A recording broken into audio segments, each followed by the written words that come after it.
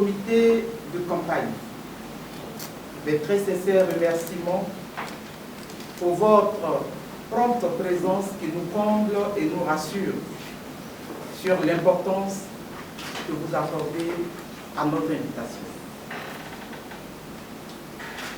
L'exercice qui nous réunit est primordial et capital, annonciateur de notre vaste programme de campagne. 5 ans après sa première candidature, en ayant tiré toutes les leçons apprises et en ayant beaucoup consulté et écouté les populations sur le terrain,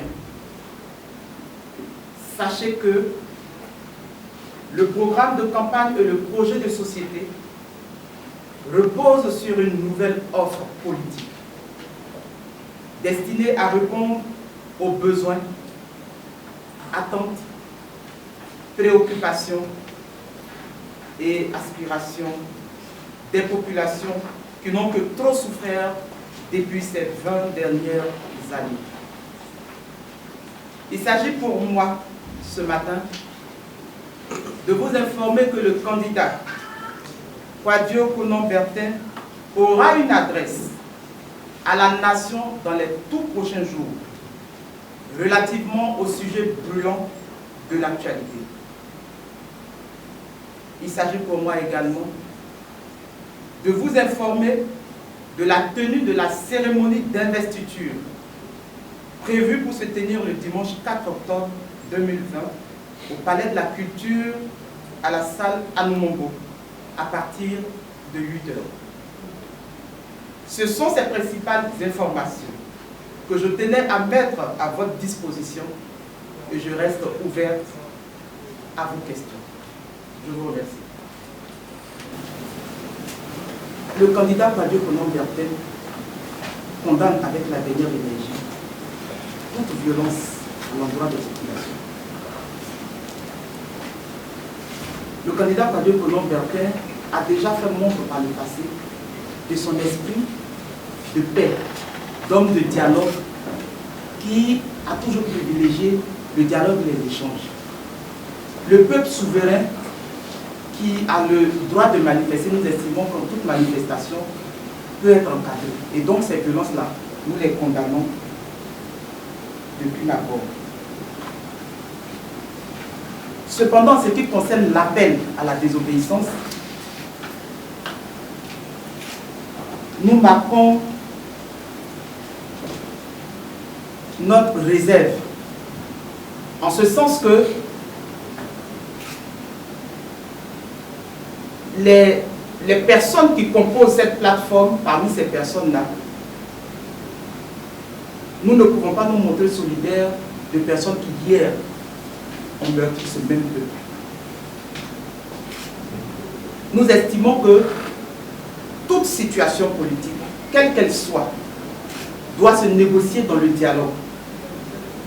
Et donc, cet appel à la désobéissance, s'il devait se solder par des victimes parmi le peuple ivoirien, ne peut pas être pour nous une réponse à la question politique. Nos partenaires internationaux, ceux-mêmes qui nous aident dans le financement de nos élections, sont en train d'initier des échanges, des concertations. Ce sont des pistes que nous devons emboutir et enrichir avec des propositions locales de dialogue. Nul n'a le monopole de la violence et espérer sortir grandi de cette violence. Le peuple sera toujours celui qui va payer le plus fort de la violence. Aussi, nous voulons inviter tous les acteurs politiques à la retenue et à mettre en priorité le dialogue. Nous enregistrons déjà une trentaine, une cinquantaine de morts, je ne sais pas, les structures, je veux dire les structures qui sont commises à faire l'inventaire de toute cette situation, notamment les structures sécuritaires, policières, de gendarmerie, pourront nous dire.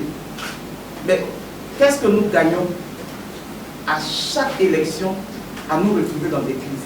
Nous appelons le pouvoir à accepter la main tendue de négociation que la communauté internationale initie, et nous lançons également le même appel à l'opposition pour qu'en toute responsabilité, nous puissions nous parler pour le bien des enfants de notre pays. Voilà ce que nous pouvons dire sur cette question. En ce qui concerne donc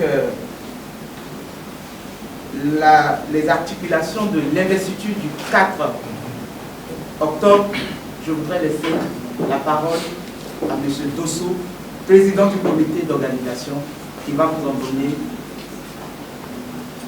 le contenu. Alors, je voudrais vous remercier, Madame la porte-parole. J'ajoute seulement une petite information à votre endroit que la plateforme dont il est question ne nous a associés à aucune négociation. Aucune négociation. Parce que Madame le disait tantôt, nous sommes prêts, ouverts au dialogue. Et nous n'avons été associés, approchés pour aucune négociation. Vous comprendrez aisément notre position.